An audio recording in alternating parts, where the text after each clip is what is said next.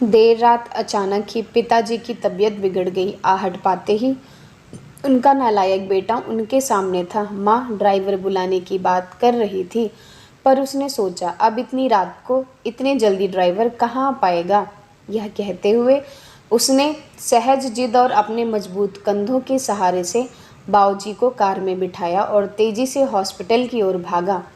बाऊजी दर्द से कराहने के साथ ही उसे डांट भी रहे थे, धीरे चला नालायक, एक काम जो इससे ठीक से हो जाए। नालायक बोला, आप ज़्यादा बातें ना करें बाऊजी, बस तेज सांसें लेते रहिए, हम हॉस्पिटल पहुंचने वाले हैं। अस्पताल पहुंचकर उन्हें डॉक्टरों की निगरानी में सौंप वो बाहर चहलकदमी करने लगा। बचपन से आज तक अपने लिए वो नालायक ही सुनते आया था।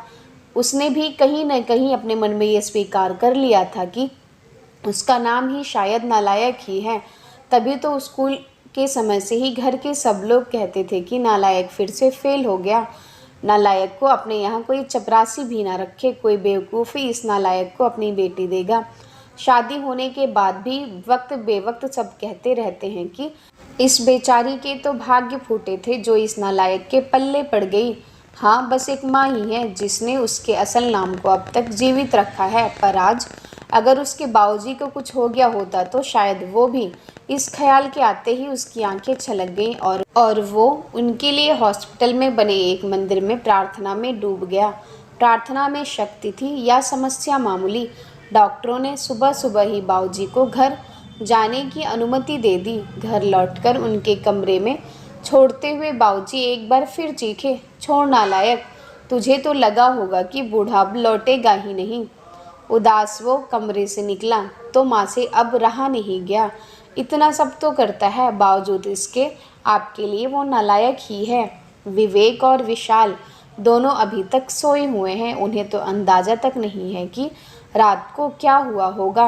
बहुओं ने भी शायद उन्हें बताना उचित नहीं समझा होगा। यह बिना आवाज़ दिए आ गया और किसी को भी परेशान नहीं किया। भगवान ना करे कल को कुछ अनहोनी हो जाती तो।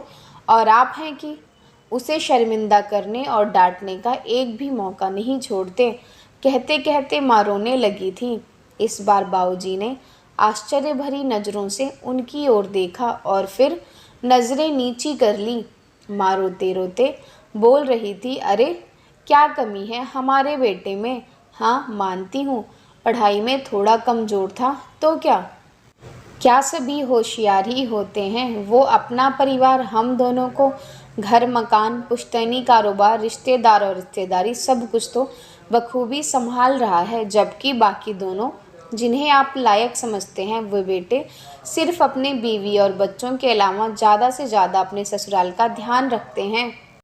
कभी आपसे पूछा कि आपकी तबीयत कैसी है और आप? बाऊजी बोले, सरला तुम भी मेरी भावना नहीं समझ पाई, मेरे शब्द ही पकड़े ना।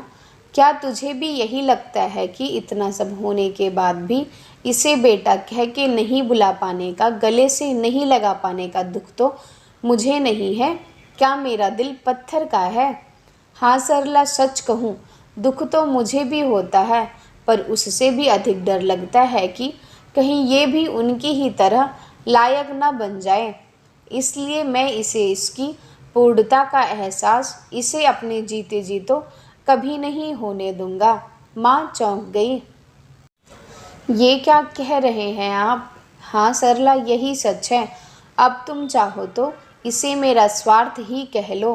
कहते हुए उन्होंने रोते हुए नज़रें नीचे किए हुए अपने हाथ माँ की तरफ जोड़ दिए, जिससे माँ ने झट से अपनी हथेलियों में भी भर लिया। अरे अरे, ये आप क्या कर रहे हैं? मुझे क्यों पाप का भागी बना रहे हैं? मेरी ही गलती है, मैं आपको इतने वर्षों में पूरी तरह नहीं समझ पाई। और दूसरी ओर दरवाजे पर वह नालायक खड़ा खड़ा यह सारी बातचीत सुन रहा था। वो भी आंसुओं में तरबतर हो गया था।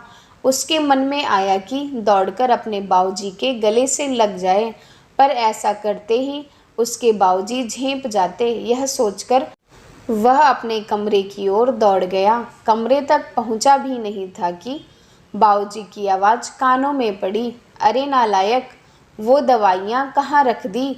गाड़ी में ही छोड़ दी क्या?